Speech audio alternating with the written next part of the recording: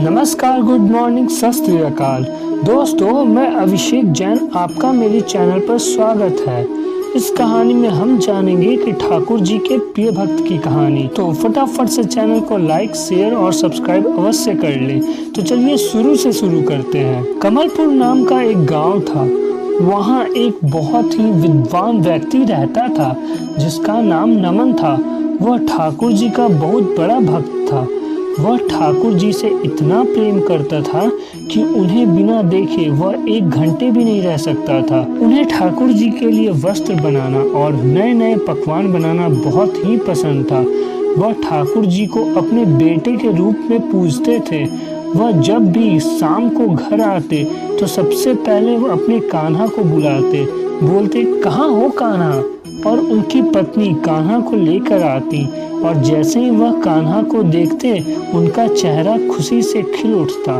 उनका जीवन बहुत ही खुशियों से भरा हुआ था और सब कुछ सही चल रहा था, परंतु उनकी पत्नी से कुछ गलतियां हो गई जिस कारणवश कान्हा घर छोड़कर चले गए।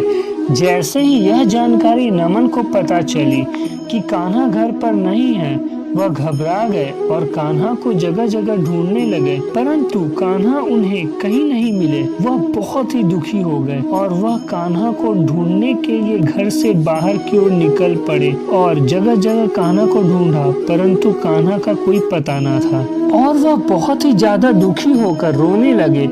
उन पर कान्हा के गुम होने का ऐसा असर हुआ मानो किसी ने उनके शरीर से प्राण ही निकाल लिए हो।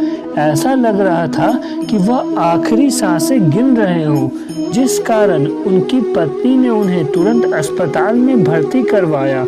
वह अस्पताल में बिस्तर पर लेटे हुए कान्हा कान्हा पुकार रहे थे। डॉक्टर समझ नहीं पा रहे थे कि उनकी नब्ज क्यों इतनी गिर रही है। तभी वहां एक आदमी आया और कहा, "भाई साहब, यह आपका है?" उनके हाथों में कान्हा की प्रतिमा थी।